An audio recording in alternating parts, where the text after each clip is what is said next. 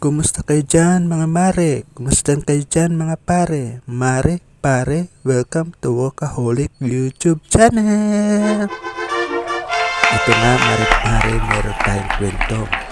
Alam nyo ba na itong mga pro TVG fanatics, lalo na itong tinatawag nilang grupo nilang TVG Defenders, ay naglabas naman sila ng kanilang content.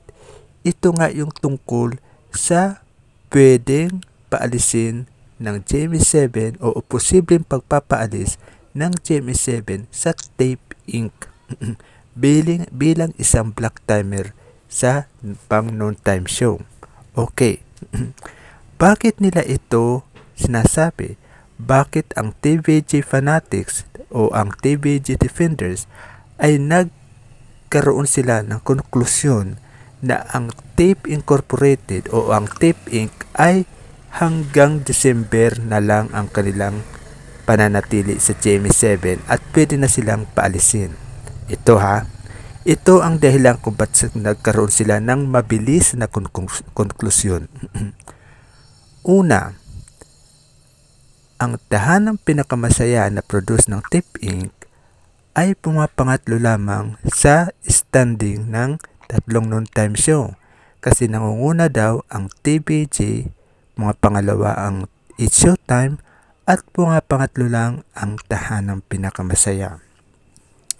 Yan ang kanilang mabilis na konklusyon kung bakit paalisin ng GMA7 ang Tape Inc. Pangalawang konklusyon kung bakit sila nagkakaroon ng ganung haka-haka.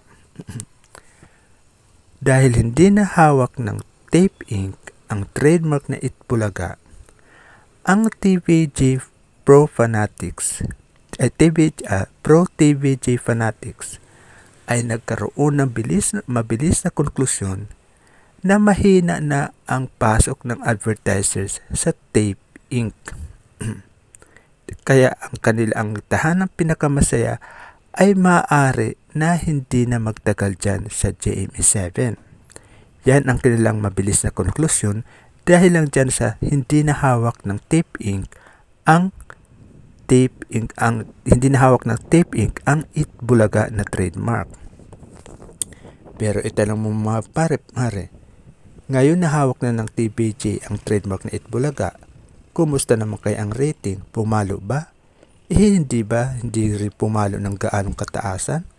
Nananatili pa rin ang TVG na naglalaro sa 4% to 5%. Lagi ko sinasabi kasi yan ang lagi lumalabas sa Nielsen TV ratings. Pero mamaya na tayo dyan.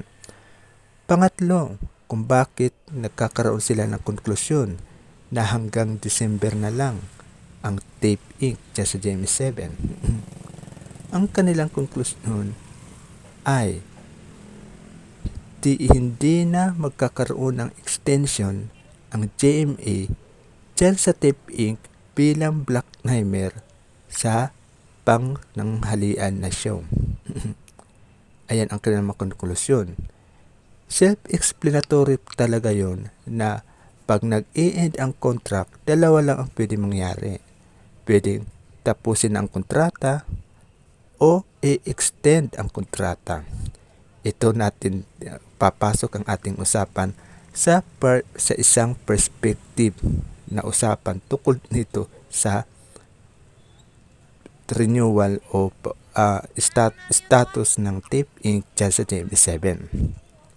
Okay. Tanungin natin, ang Tape Inc. ba ay nalulugi? Ang Tape Inc. ba ay wala ng advertisers? Ang Tape Inc. ba ay masyadong sadsad ang rating? Okay. Yan ang mga tanong na yan. Actually na tinanong ko sa inyo ay yan ang mga puntos na kanilang pinagbabasihan ng mga pro TVG fanatics kung bakit sila malakas ang loob na sabihin na posibleng paalisin ang Tape Inc. dyan sa GMA7. Isa-isa natin yan. Una, advertisers. Ang Tape Inc. ay hindi nawawala ng advertisers. Inuulit ko to dati pa na ang Tape Inc. ay trusted pagdating sa advertising marketing. Ang Tape Inc. ay trusted at proven bilang isang magaling na advertising marketing strategy. Kung kaya't ang naglalagay dyan ng place ads ay satisfied sila sa performance ng Tape Inc. pagdating sa advertising strategy at marketing. Kasi nga, malakas ang reach, malayo ang reach ng GMA7 ang nararating, kung kaya't hindi nila basta-basta iiwanan ang Tape Inc. Okay? Kaya nga nagkaroon ng usap-usapan na ang Pure Gold ay bumalik dyan sa Tape Inc. Kasi alam ng Pure Gold na ang Tape Inc. ay may magandang track record pagdating sa advertising strategy. Okay. Pangalawa, punta na tayo dito sa rating. Ito exciting to. Tinitingnan ba ng advertisers ang rating dyan sa Nielsen? Kung talagang tinitingnan nila yan, bakit na marami ang nananatiling advertisers dyan sa Tape Inc.? Bakit hindi nawawalan ang Tape Inc. ng mga advertisers kung talagang tinitingnan nila ang rating ng Nielsen? Okay. Ngayon, ano ang dahilan at maraming advertisers dyan sa Tape Inc. kahit mababa ang rating niya sa tatlong noontime show kung ikukumpara siya sa It's Showtime at Eat Bulaga ng TVG? Kasi, mare-pare, yung sinasabi nilang number 1 ang TVG, number 1 lang siya sa tatlong noontime show na nag-aaway-aaway, na nagko-competition. Number 1 lang sila sa tatlong noontime show. The rest, hindi na sila number 1. At pansinin nyo ang rating scale nila. Hindi malayo ang agwat. Kahit pa sabihin natin 2.9% lang ang tahanang pinakamasaya ng Tape Inc. at ang Eat Bulaga ng TVG ay 4 point something, hindi yan malayo, mare-pare. Manipis ang agwat. Kaya ang advertisers ay hindi masyadong tumiting kasi any moment ang audience ay hindi permanenteng nanonood ng isang noontime show lang. Sa pananghalian na oras na yon, ang population ng audience na pananghalian ay every time, every moment, now and then ay nagpapalipat-lipat dyan ng mga noontime show. Kung kaya't ang mga advertisers ay hindi naniniwala na sila ay mag-i-stick to one lang sa kanilang place ads sa isang noontime show. Gets? Dahil alam nila na yung audience share ng Eat Bulaga na nakukuha sa Nielsen ay maliit lang. Alam naman yun naman pare na 4 point something lang ang pinaglalaroan ng TVG. Hindi siya nakakalayo sa It's Showtime at saka sa tahanang pinakamasaya. Diba? Oo nga't pangatlo lang siya naglalaro. Pero, take note, ang kanilang agwat ay hindi malayo. Napakanipis para makalayo siya sa It's Showtime at saka sa tahanang pinakamasaya. So, ang advertisers ay hindi nakatingin na sa Nielsen noontime rating. Dahil kung nakatingin sila dyan, malamang walang advertisers dyan sa tahanang pinakamasaya kung talagang nakafocus sila sa Nielsen. So, hindi na nila binibigyan ng regards ang Nielsen TV ratings. Kung kaya't, hindi nawawalan ng ads ang Tape Incorporated. Yan ang isa sa mga espekulasyon na ginagawa ng mga pro-TVG fanatics kung bakit binibigyan nila ng konklusyon na ang Tape Inc. ay hindi na magtatagal. Akala nila wala ng ads ang Tape Incorporated or mahina na raw ang ads ng Tape Incorporated dahil sa Nielsen TV ratings data na yon. Pangatlo,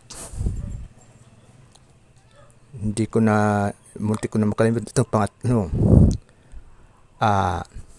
Ang Tape Incorporated ay mapapaalis na raw, posibleng mapaalis na sa GMA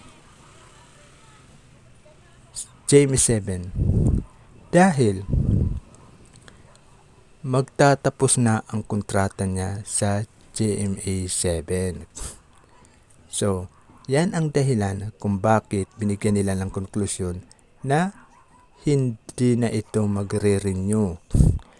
Tulad ng sinabi ko, dalawa lang ang pwede mangyari, mag-renew o hindi na pa-renewin.